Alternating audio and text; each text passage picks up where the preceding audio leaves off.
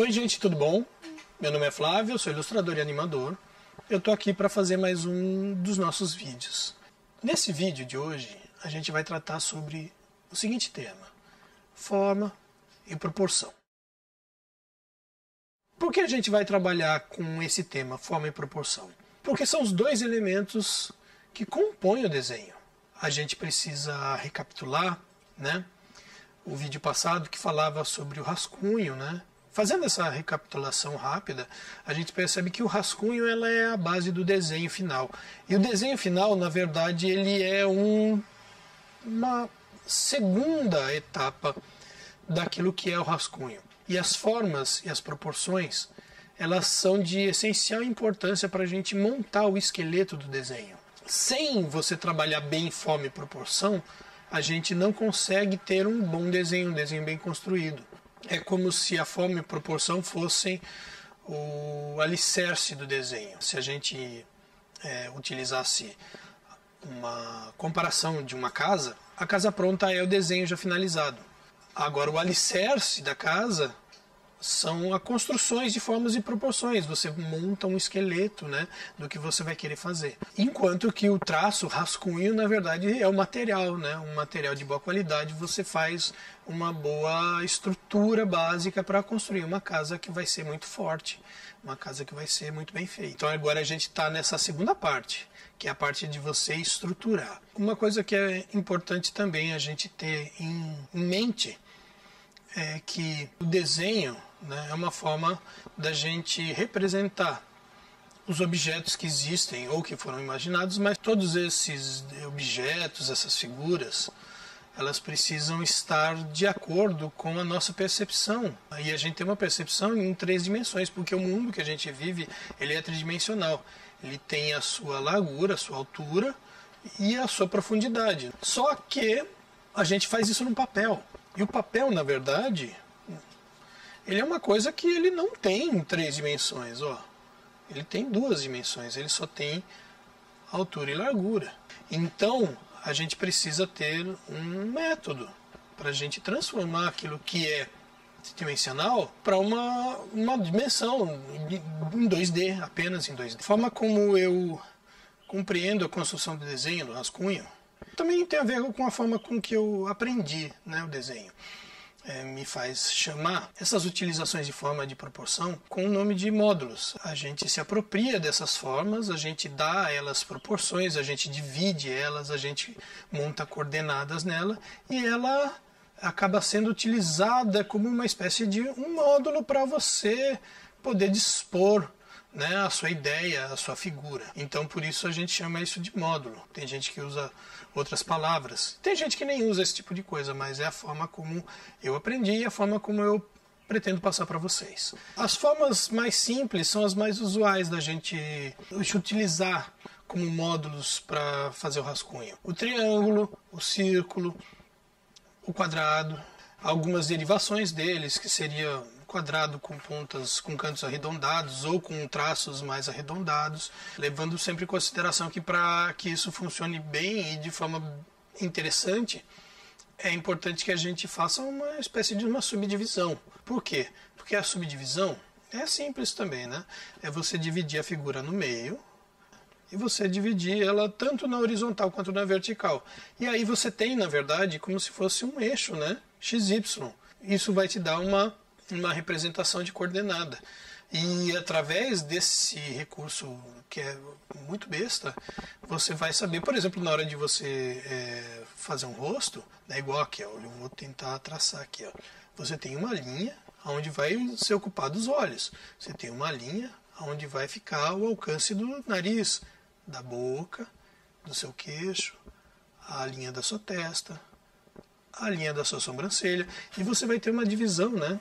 Olha só, que vai permitir você ter uma coordenada, entender se aquela figura ela está sendo vista de frente, se ela está sendo vista em 3/4 ou de perfil. A gente tendo a ideia de que a gente transformando a figura no módulo, então a gente consegue dispor os elementos, a gente consegue também trabalhar melhor o ângulo em que o objeto está, em que a parte do corpo está, porque na verdade Se a gente pensar em corpo inteiro, o rascunho dele ele é todo modular. Você tem um módulo que precisa ser utilizado para você desenhar o peito, né? E esse peito ele precisa estar dividido no meio, ele precisa ter a altura para você saber a linha onde você vai alcançar os braços, né?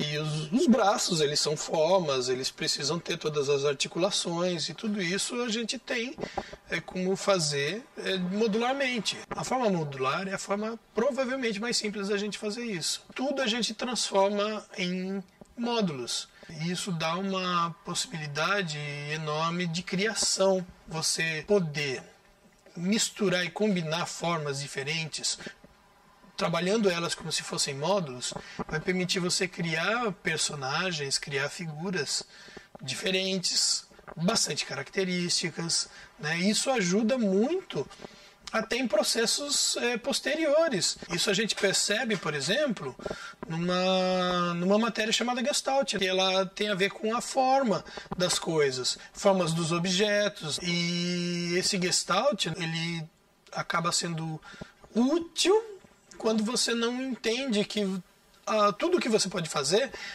fazer baseado primeiramente na forma, né? Então, cada objeto ou cada figura ela tem uma forma característica que vai fazer com que os outros a identifiquem. Enquanto que você poderia já partir da forma para ter o objeto. Simplesmente uma forma de a gente inverter essas disposições.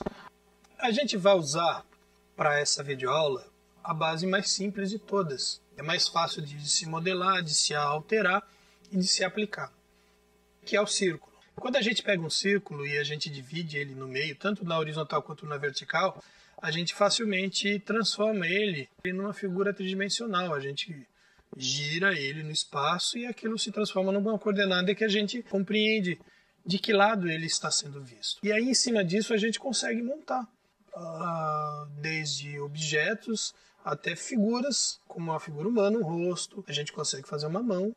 É engraçado, né? Porque a mão lá de frente, ela é um círculo, ela tem uma base circular. Aliás, até isso aqui, olha só, ela é circular. Tem as suas divisões. Eu vou mostrar aqui para vocês como elas são. Como são essas divisões. O rosto também. Então, isso ajuda bastante a gente a fazer a base do desenho. E depois, posteriormente, a gente vai trabalhando as formas internas. Por exemplo, no caso de um rosto, forma do nariz, forma da boca, forma dos olhos, formas como pode ser o cabelo. Tudo isso vai sendo trabalhado aos poucos, né? A grande diferença e o pulo do gato para quem quer aprender a desenhar é como tudo na vida, na verdade. Isso tem a ver muito com a didática. A gente não enxerga, e a gente não trata, a gente não estuda o todo. A gente estuda de maneira setorizada, a gente subdivide o todo, né? No caso, referindo agora é a figura humana, o rosto humano, a gente vai fazendo ele em subdivisões, a gente divide ele, sabe, do lado direito, lado esquerdo, acima, abaixo, a linha dos olhos, a linha da boca, a linha do nariz, né? Aí a gente estuda o formato, a proporção, que a proporção é muito interessante, muito importante. Inclusive, a gente trabalhando forma e proporção, de uma forma mais acentuada, a gente consegue não só mesmo fazer o desenho do rosto realista, mas a gente consegue fazer caricatura. A caricatura ela é um exercício de você trabalhar com formas e proporções, né? De maneira a você distorcê-las, você ampliar e diminuir, exagerar, adulterar, mantendo a característica, por exemplo, do rosto de uma pessoa. Eu vou pegar aqui como exemplo a construção de um rosto. Primeiro, um rosto de perfil, para que vocês tenham uma ideia. Se a gente pegar de início a figura de um círculo, a gente divide ela no meio, certo? Tanto na horizontal quanto na vertical. E aí, do meio até as extremidades, a gente vai dividir em 3 partes, certo? Aí a gente vai fazer a seguinte continha. Essa primeira parte mais externa, a gente vai fazer um outro círculo interno, né? Esse círculo interno, né, ele vai dar já 2 divisões. Então a gente pega essa divisão de cima, que é igual a de baixo, vamos fazer um traço embaixo, e essa mesma distância a gente vai colocar embaixo novamente, a gente vai replicar essa mesma distância, certo? O que acontece com isso? Tanto de frente quanto de perfil, o que a gente vai ter são as proporções de um rosto. E já dividido nas subdivisões que são necessárias. Né? Se a gente puxar um traço lateralmente, a gente tem ali os limites do rosto de perfil. E aí ali embaixo você puxa até a base do círculo original, no meio dele, e a gente já vai ter o formato do queixo, né, da mandíbula do queixo. E a coisa curiosa é o seguinte, você está vendo essas 3 divisões que nós temos? Né? Essas 3 divisões, elas já coincidem exatamente com as 3 divisões mais básicas da construção de um rosto, que é no traço de cima, a linha dos cabelos, né? Desde que você não seja uma pessoa já muito velha, que já perdeu muito cabelo, você está em a linha bem ali, né? Aí na segunda divisão, o que você tem é a linha da sua sobrancelha, né? A sua sobrancelha fica exatamente ali. E ali na segunda divisão você tem a base do seu nariz. A base do nariz e depois a base do queixo. Se a gente pegar de cima para baixo, né, a parte de cima tá certo, não tem muito o que a gente fazer. A parte do meio é aquela que tem algo que a gente possa fazer, mas a gente vai pegar então embaixo. Né? Embaixo, se você dividir em 3 áreas, a gente faz mais 2 traços. O primeiro traço, ele vai coincidir exatamente com a linha da boca. Todo mundo tem a boca naquela linha. Da mesma forma como todo mundo tem o nariz naquela linha do nariz e a sobrancelha naquela linha da sobrancelha. Existem variações, lógico, né? Porque a gente não é feito numa forminha, mas é utilizado a nível didático, a nível de estudo, essas linhas, sempre a gente tendo em vista de que pode existir alguma variação, mas pra gente isso não faz muita diferença, porque a gente faz algumas adaptações, tá? A gente tem essa linha da boca e na segundo traço de baixo, na verdade, a gente tem a viradinha do queixo, porque o queixo da gente vira exatamente naquela proporção, nesse segundo terço. Né? Se a gente colocar aqui para cima, a gente divide em 3 e a gente vai ter a linha dos olhos. E uma coisa interessante é que se a gente pegar o tamanho geral da nossa cabeça, o olho ele sempre está no meio do tamanho da nossa cabeça. Isso por causa de um rosto adulto, né? As crianças, elas costumam ter essa linha dos olhos mais baixa. Vocês podem fazer o teste aí que vocês vão ver que vai dar certo. Se vocês pegarem essa linha dos olhos e vocês forem abaixando, vocês acabam tendo um rosto cada vez mais infantil. Muito legal. Se você pegar um traço aqui do canto e a gente puxar até mais ou menos a base aqui do queixo da gente, a gente tem uma divisão que para muitos dos homens é a divisão da barba, e ele coincide também com essa maçã aqui do rosto, né? Então isso já dá pra gente uma divisão bem interessante na hora da construção do rosto. Uma coisa que eu acabei esquecendo, mas ainda dá tempo de falar, que é o seguinte: a gente tem a orelha da gente, e a orelha da gente ela também segue proporções. Embaixo ela começa exatamente na mesma linha do nariz, da base do nariz, ela sobe, ela faz essa curva, sobe, ela vai até a altura da nossa linha da sobrancelha. Olha só, ela vai até a altura da nossa linha da sobrancelha e ela desce. Ela desce geralmente coincidindo com os olhos, né? Você está vendo esse bichinho aqui que está pendurado em mim? Essa aqui é a gatinha, é a minha mascotinha. E ela resolveu virar meio que um papagaio, né? Então de vez em quando ela sobe aqui atrás de mim, tá, gente? Não se assustem posteriormente se ela fizer isso novamente, tá? Olha só, essa aqui chama-se Isis. Olha só que fofura, né? Como não gostar de um bichinho desse, né? De uma coisinha dessa? Muito fofa. Uma dica interessante que ela, a princípio, ela é utilizada muito mais para a figura do rosto de frente, né? Mas que a gente pode utilizar também para perfil. E eu vou deixar aqui então a figura também sendo construída de frente para que a gente possa poder comparar. Que é o seguinte: se a gente pegar verticalmente a figura do rosto e a gente dividir em 5 partes iguais, interessante que a gente vai ter nessa divisão o tamanho dos olhos. E a primeira distância, a primeira divisão, você tem do canto do olho até o canto do seu rosto. Aí você tem um olho, aí a distância entre 2 olhos é exatamente de um olho, você tem o seu segundo olho e o resto é a distância que está te faltando. Isso não serve apenas no caso de você fazer o olho. Lógico que o olho ele é muito marcante pra gente. Você tem um nariz, a proporção clássica, que não é a proporção do meu nariz mesmo, né? Porque o meu nariz já... Eu, de clássico, não tenho muita coisa, né? Mas a questão é a seguinte. A aba, né? Você vê aqui que o nariz, ele tem a narina, ele tem essas abas aqui. A aba do nariz, na verdade, ela coincide com o lacrimal do olho, né? Porque, na verdade, esse pontinho aqui, que a gente mede a distância de um olho, vai de um lacrimal até o outro lacrimal. E essa distância de um lacrimal para o outro lacrimal, ele coincide, em geral, com a distância da aba do nariz. Isso daí é interessante para você não saber se você quer fazer alguém com o nariz batatudo, né? Olha ela aqui de novo. Se você quiser fazer uma figura com o nariz bastante batatudo, você aumenta essa aba. Se você quiser afinar o nariz, você diminui isso ou segue exatamente essa linha, tá? Uma coisa também interessante, deixa eu só pegar aqui a menininha.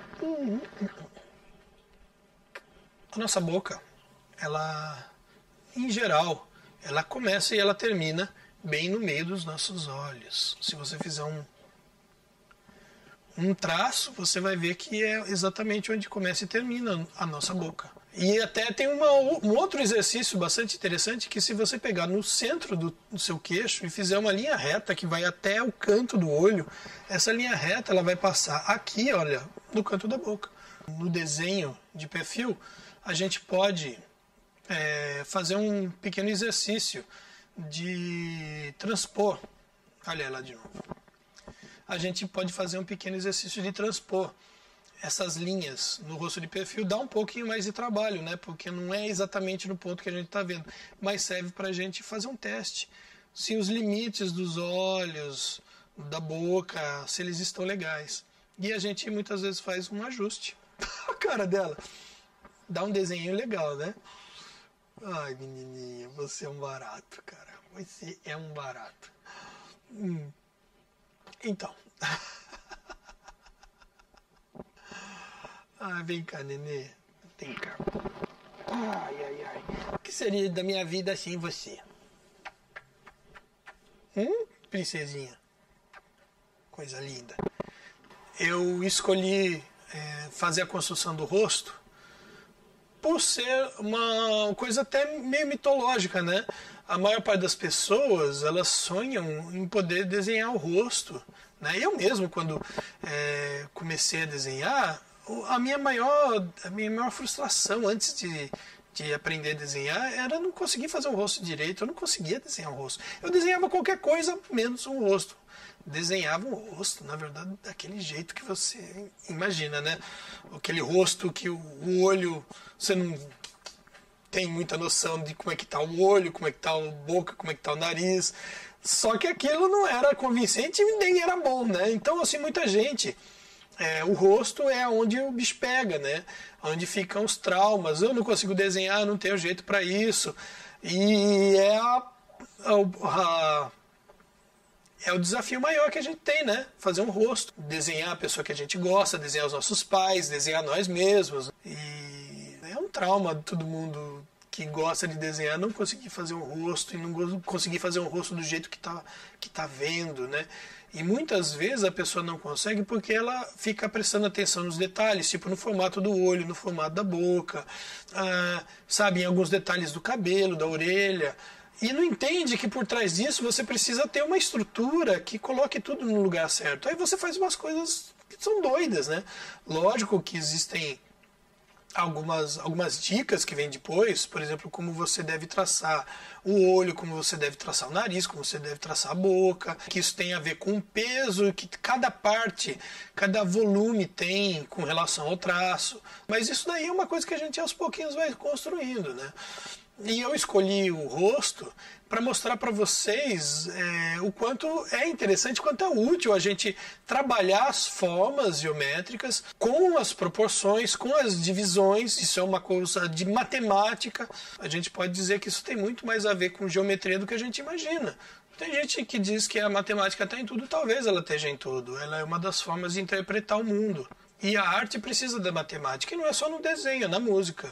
Se vocês pegarem qualquer aula de música, vocês vão ver o quanto existe de matemática. A partir do momento que você domina essa matemática, ela consegue ser aplicada, replicada, trabalhada, desenvolvida, e isso vai se tornando arte. A arte é a capacidade da gente pegar as regras, da gente pegar as normas, da gente pegar os princípios, e a gente fazer um desenvolvimento tão grande, tão bom, tão interessante, que aquilo vai tendo desdobramentos cada vez mais expansivos. Isso expande a mente da gente, se expande a nossa percepção. Só que para a gente chegar nesse ponto, a gente primeiro precisa compreender a realidade, compreender as coisas da nossa vida cotidiana, e a partir disso você transformar a realidade em uma nova realidade. Eu costumo defender a ideia de que essa é uma coisa inerente ao ser humano. É uma motivação para o ser humano ele se sentir mais humano e mais vivo. Lembrando também que a gente está trabalhando essas questões de uma maneira racional, que é a forma como ocidentalmente a gente trabalha todas as coisas. Depois que acabou a Idade Média, quando começou a Idade Moderna, e houve o Iluminismo, enfim, toda a criação da ciência, da filosofia, tal qual a gente conhece hoje em dia, e que trouxe todos os benefícios para a sociedade, a gente começou a fazer questão de colocar as coisas em ordem lógica, em ordem racional. E essa é uma forma de você trabalhar o desenho de maneira racional. Não significa que seja a única. Eu preciso deixar isso bem claro, porque existe uma forma intuitiva de você trabalhar. A forma intuitiva, quando você começa a fazer, ela é tão difícil quanto a forma racional de trabalhar, porque tudo aquilo que é novo é estranho, é difícil, só que ele traz muitos benefícios. E o ideal, quando você chega num determinado ponto, num determinado estágio de evolução, de desenvolvimento como artista, é você saber trabalhar essas duas coisas, tá? Para quem trabalha com arte visual, o ideal é a gente conseguir dominar essas duas formas de desenhar, que é a forma racional e a forma intuitiva. Se você conseguir dominar essas duas formas e você juntar elas, você vai ter um domínio do desenho, da figura visual extraordinário. E para cada necessidade, para cada condição, para cada situação que você encontrar na sua vida, você vai utilizar um pouco mais a forma intuitiva ou um pouco mais a forma racional. Você vai apenas empregar isso naquilo que você precisa. Essas foram as dicas do vídeo de hoje. Dicas, acredito que bastante interessantes. Curta o nosso vídeo, dê o seu joinha aí. Se você gostou do trabalho, comente, dê a sua sugestão, diga o que você achou, o que você gostaria de ver a gente trabalhando aqui nesse canal. Se inscreva, aperte o sininho para você poder receber as notificações. A proposta original é fazer um vídeo por semana. Não está dando porque muitas vezes eu passo os finais de semana realizando alguns trabalhos. Nem todos os trabalhos são profissionais, alguns trabalhos são de faculdade, né? Eu sou um universitário, então às vezes eu também estou fazendo trabalhos que são de faculdade, tá, gente? Mas deixa aí o seu joinha, curta a gente, siga. Aqui embaixo passa o link das minhas mídias sociais. Se alguém quiser me seguir, fique à vontade. Se alguém quiser entrar em contato comigo, só não me xingue, não pratique bullying comigo, né? Que eu acho que dessas coisas a gente já está de saco cheio, né? Acho que a ideia da gente é fazer coisas construtivas, tá, gente? E a gente se vê no próximo vídeo. Se tudo der certo, vai ser na próxima semana. Tchau, tchau!